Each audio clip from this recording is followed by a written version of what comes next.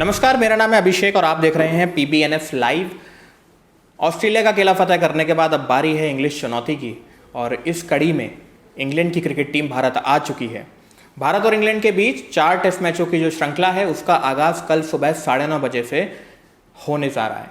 ये test match Chennai के MS Chinnaswamy stadium में खेला जाएगा। दोनों टीमों ने जमकर नेट पर प्रैक्टिस की है। टीमें संतुलित हैं, मध्यक्रम मजबूत है और गेंदबाजी में धार है। लेकिन कौन जीतेगा ये टेस्ट सीरीज, इसके बारे में बातचीत करने से पहले ज़रूरी है कि टेस्ट टीम में कौन शामिल किया गया है। जी हाँ, भारतीय कप्तान विराट कोहली, हार्दिक पांड्या और R अश्विन जो चोट के सिलसिले में बाहर हो गए थे ऑस्ट्रेलियाई दौरे से, उनकी वापसी हो गई है। ईशांत शर्मा टीम में वापस आ गए हैं। तो देखते हैं कैसा है भारत की टीम का एनालिसिस। और इसी सिलसिले में हमारे साथ बातचीत करने के लिए मौजूद हैं नवदीप, जिनसे हम जानेंगे कि भारत और इंग्लैंड के बीच आयोजित होने वाले टेस्ट मैच, पहले टेस्ट मैच में कैसा होने वाला है हाल। बहुत बहुत शुक्रिया नवदीप हमारे साथ जुड़ने के लिए। नवदीप, कल पहला टेस्ट मैच है भारत और इंग्लैंड का, चेन्नई में खेला जाना है। 2 टेस्ट मैचों के लिए टीम अनाउंस है, इंडिया की भी इंग्लैंड की भी, कि स्क्वाड अनाउंस किया है उन्होंने 15-15, 20-20, 18-18 सदस्यों का। प्रैक्टिस में नेट बॉलर्स भी इंडिया ने इस बार एक्स्ट्रा खिलाए हैं। विराट कोहली टीम में आ गए हैं, R अश्विन टीम में आ गए हैं, इसके अलावा ईशांत शर्मा टीम में आ गए हैं। इंडियन पिचेस पर कैसे देखते हैं आप इंग्लैंड की टीम को? अभिषेक, टीम इंडिया अभी मजबूत हुई है फिर से, क्योंकि ऑस्ट्रेलिया में जो हमने लास्ट में देखा था 3rd 4th टेस्ट मैच के बाद में इंडिया की एक तरह से बी टीम खेल रही थी। इंग्लैंड सीरीज़ में विराट कोहली फिर से वापस आ गए, ईशांत शर्मा की एंट्री हुई है, तो इंडिया की टीम अभी मजबूत दिख रही है। और देखा जाए तो इंग्लैंड की टीम भी उतनी ही मजबूत है जितनी इंडिया की टीम है। इंग्लैंड के बॉलर्स की बात की जाए तो Jofra Archer, Anderson, Broad, Moeen Ali एक अच्छा कॉम्बिनेशन है टेस्ट टीम के लिए। सिमिलरली इंडिया के लिए ईशांत शर्मा, बुमराह, शार्दुल ठाकुर एक अच्छा, उसके अलावा मोहम्मद सिराज जिन्होंने बहुत अच्छी बॉलिंग की थी ऑस्ट्रेलिया के अंदर, तो एक अच्छा पेस अटैक इंडिया के पास भी है। इंडिया के पास सबसे अच्छी चीज़ है उसके स्पिनर इंडिया की पिचेस पे, क्योंकि अगर आप चेन्नई का पिच देखेंगे तो वो 3rd 4th 5th डे पर स्पिनर्स को मदद करता है। तो उसमें कुलदीप यादव, अक्षर पटेल जो रविंद्र जडेजा की जगह आए हैं, उसके अलावा कुलदीप यादव है, अश्विन है, अक्षर पटेल है। ये एक अच्छा कॉम्बिनेशन हो सकता है जहां पर इंडिया एक पॉजिटिव वे में देख सकते हैं हम इंडिया की टीम को। बिल्कुल नवदीप, टीम इंडिया संतुलित है। लेकिन नवदीप, क्या था कि ओपनर्स की एक समस्या थी जिससे हम जूझ रहे थे ऑस्ट्रेलियाई दौरे पर। हमने देखा टीम इंडिया ने 3 तरह के कॉम्बिनेशन इस्तेमाल किए, शुभमन गिल, रोहित शर्मा, मयंक अग्रवाल, शुभमन गिल, मयंक अग्रवाल, रोहित शर्मा। यहाँ पर जो टीम का अभी सदस्यों का ऐलान किया गया है, जो टीम चुनी गई है शुरुआत के 2 टेस्ट मैचों के लिए, उसमें भी नवदीप इन्हीं तीनों को शामिल किया गया है। ऐसे में मयंक अग्रवाल, शुभमन गिल और रोहित शर्मा, कौन सा बेस्ट पिक रहेगा आपका ओपनिंग पेयर के रूप में? ओपनिंग के लिए मुझे लग रहा है रोहित शर्मा और शुभमन गिल के साथ ही जाया जाएगा, क्योंकि मयंक अग्रवाल इतना अच्छा बैटिंग नहीं कर पाए ऑस्ट्रेलिया के अगेंस्ट। तो मुझे लगता है कि एक अच्छा पिक शुभमन गिल और रोहित शर्मा ही रहेगा ओपनिंग के लिए। उसके अलावा हम मिडिल ऑर्डर में देख सकते हैं कि अभी विराट कोहली फिर से टीम के अंदर शामिल हो चुके हैं, तो विराट कोहली, चेतेश्वर पुजारा और रहाणे एक अच्छा मिडिल ऑर्डर कॉम्बिनेशन इंडिया के पास है। तो टॉप 5 में ये 5 प्लेयर रहने वाले हैं मुझे लगता है। चलिए, ओपनिंग पेयर के आपने बता दी कि शुभमन गिल और रोहित शर्मा के साथ जाएंगे। मयंक अग्रवाल को अभी शायद टीम में जगह ना मिले।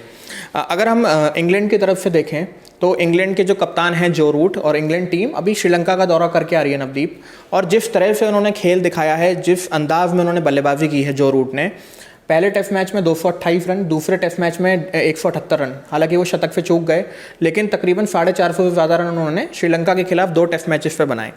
एक जो चलता आ रहा है कि भारतीय स्पिनरों का दबदबा भारतीय पिचेस पर हमेशा से रहता है, लेकिन अगर हम एशियन पिचेस की बात करें तो उसमें जो रूट का जलवा कायम है। 8000 से ऊपर नवदीप उनके टेस्ट मैच में रन है, 8200 के करीब आसपास उनके रन हैं, 50 के करीब का उनका औसत है। तो क्या ऐसे में आपको लगता है कि जो रूट भारतीय स्पिनर्स के लिए एक चुनौती साबित हो सकते हैं?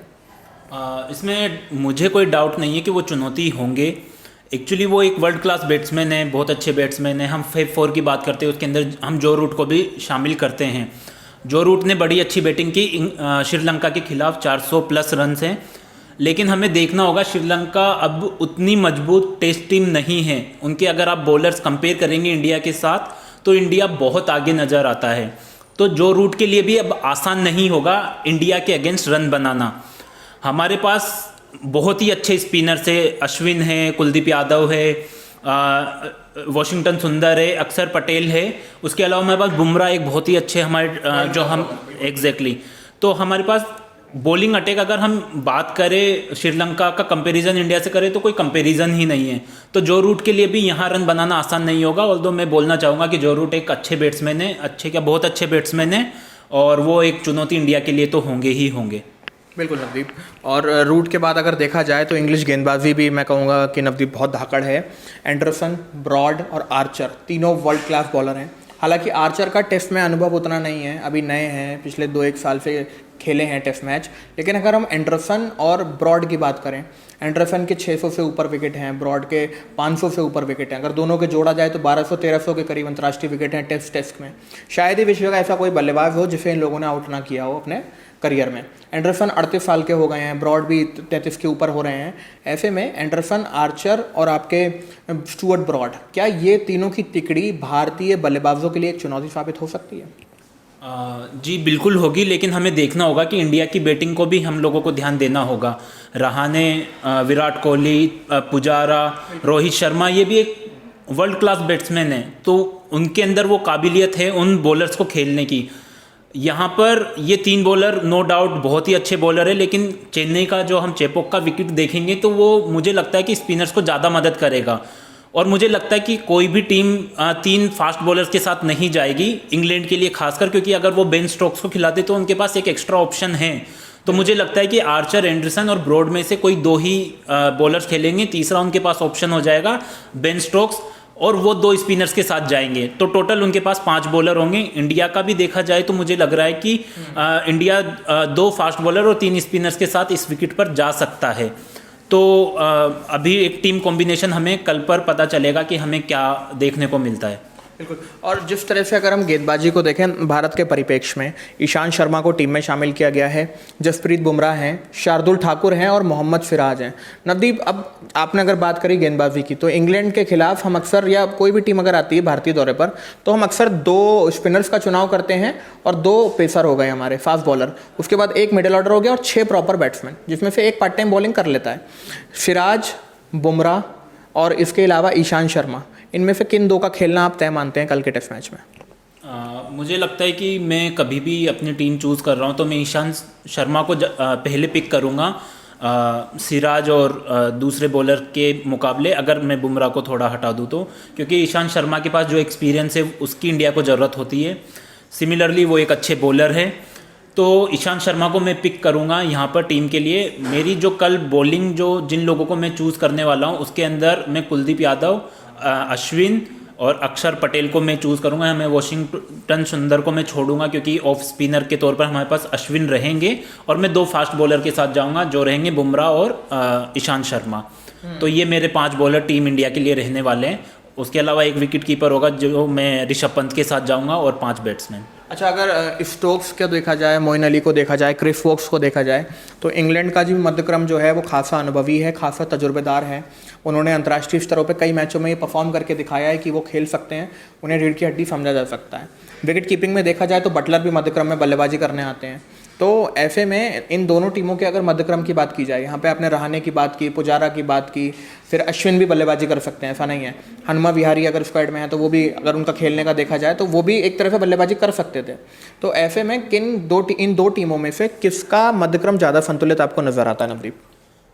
मध्यक्रम तो इंडिया का ही ज़्यादा मजबूत है, जो जैसा कि मैंने बताया है। अगर आप देखते हैं कि पुजारा है, रहाणे हैं, विराट कोहली है, फिर उसके बाद में अक्षर पटेल भी बैटिंग कर सकते हैं, तो अक्षर पटेल को अगर चूज़ किया तो अक्षर पटेल। उसके अलावा आप देखते हैं ऋषभ पंत है, अश्विन बैटिंग कर लेते हैं, तो इंडिया का ज़्यादा मजबूत है। लेकिन अगर हम ऑलराउंडर्स की बात करें, अगर बात वहीं आ जाती है कि इंग्लैंड कितने फास्ट बॉलर खिलाता है, उनके पास ऑप्शन है आर्चर, एंडरसन, ब्रॉड है, तो ये 3 अच्छे बॉलर्स है। लेकिन ये 3 को नहीं खिलाएंगे वो लोग अगर स्टोक्स को टीम में रखते हैं। अगर क्रिस वोक्स भी एक अच्छे ऑलराउंडर है, अगर क्रिस वोक्स की भी टीम में जगह बनती है तो आर्चर, एंडरसन और ब्रॉड में से किसी एक को बाहर बैठना पड़ेगा इंग्लैंड के लिए। अच्छा, अगर पिच पर बात करी जाए, क्या कहते हैं, चेपक की पिच को देखा जाए, चिन्नास्वामी स्टेडियम पर टीम इंडिया का रिकॉर्ड देखा जाए, वो भी खासा बेहतरीन है। लेकिन अगर डे वन की बात की जाए नवदीप, तो क्या क्या रह सकता है? मतलब अगर टीम इंडिया टॉस जीतती है, कितना रन अगर बैटिंग करती है तो कितना रन टोटल बोर्ड पर लग सकता है? फर्स्ट डे फास्ट बॉलर्स को थोड़ा मदद करेगा, फर्स्ट और सेकंड सेशन या सेकंड सेशन के हाफ तक। मैं वेदर रिपोर्ट देख रहा था चेन्नई की, तो वहाँ पर पाँचों के पाँचों दिन वो एकदम गर्म दिन रहने वाला, हॉट डे रहेगा। तो फास्ट बॉलर को इतनी मदद मिलेगी नहीं जितना मुझे लगता है। फर्स्ट या सेकंड सेशन तक फास्ट बॉलर को मदद मिलेगी।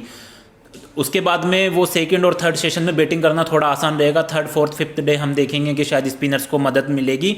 तो डे वन पे मुझे लग रहा है कि कोई भी टीम, चाहे इंडिया हो या इंग्लैंड हो, 300 प्लस स्कोर आराम से करेगी पहले दिन 300 पहले दिन। हाँ, बिल्कुल बोर्ड पर लग जाएंगे। उसके बाद नवदीप देखिए, ये टेस्ट सीरीज जो है, ये जो आईसीसी टेस्ट चैंपियनशिप चल रही है, उसके लिहाज से भी खासा महत्वपूर्ण है। देखिए, अभी हाल ही में न्यूजीलैंड ने क्वालिफाई किया क्योंकि ऑस्ट्रेलिया का दौरा रद्द हो गया। अब क्या है, पूरे क्रिकेट जगत की निगाहें इंडिया और इंग्लैंड की इस टेस्ट सीरीज पर हैं।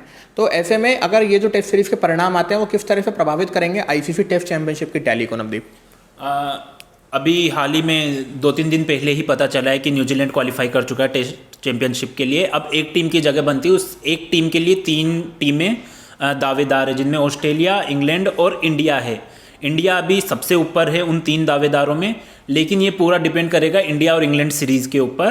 तो उसके एक अलग अलग स्टेट से 10-12 स्टेट से कि किस किस पोजीशन पे जाकर कौन उसके लिए क्वालिफाई कर सकता है। यहाँ पर अभी इंडिया का पलड़ा थोड़ा भारी है।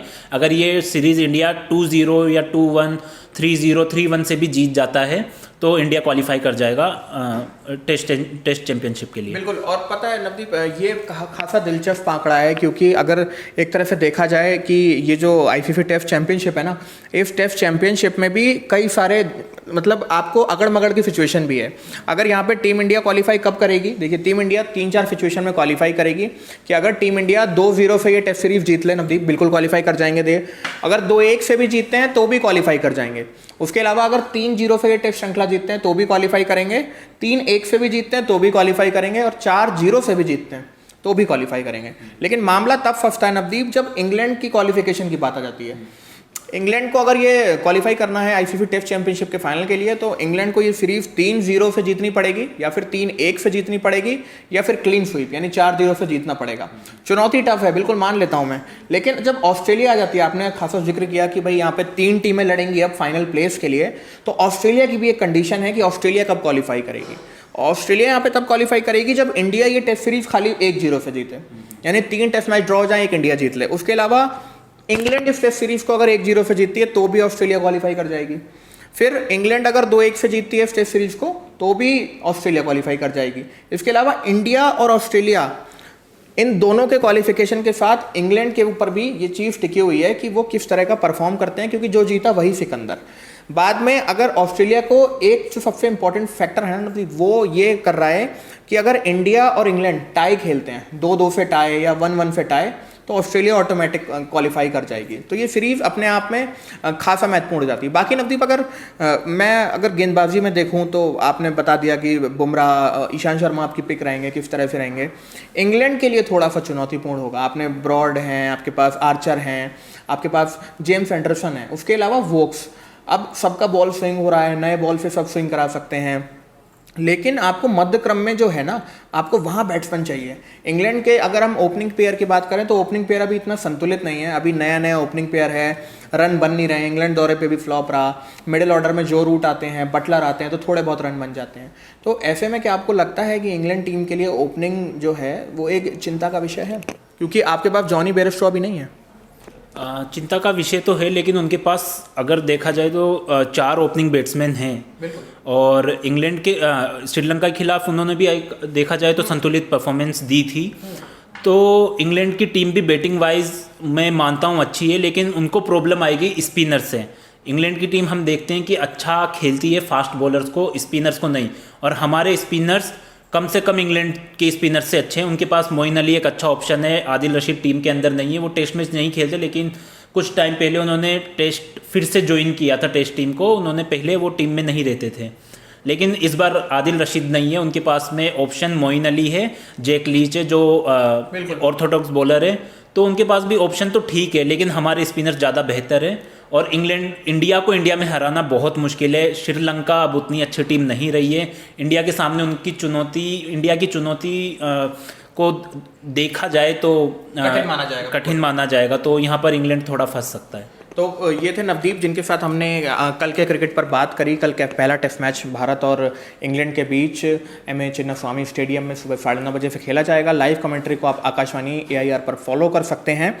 एक जो दिलचस्प रिकॉर्ड है वो हम दर्शकों को खासा बता देते हैं कि 21वीं सदी में भारत जो है, भारतीय टीम, वो 100वां टेस्ट मैच जीतने के करीब है। और अगर भारत ये श्रृंखला 2-0 से या 3-0 से, या भारत जैसे ही 2 टेस्ट मैच जीत लेगी, भारत 21वीं सदी यानी 2000 से लेकर 2021 तक के बीच में भारत 100 टेस्ट मैच जीतने वाला चौथा देश बन जाएगा।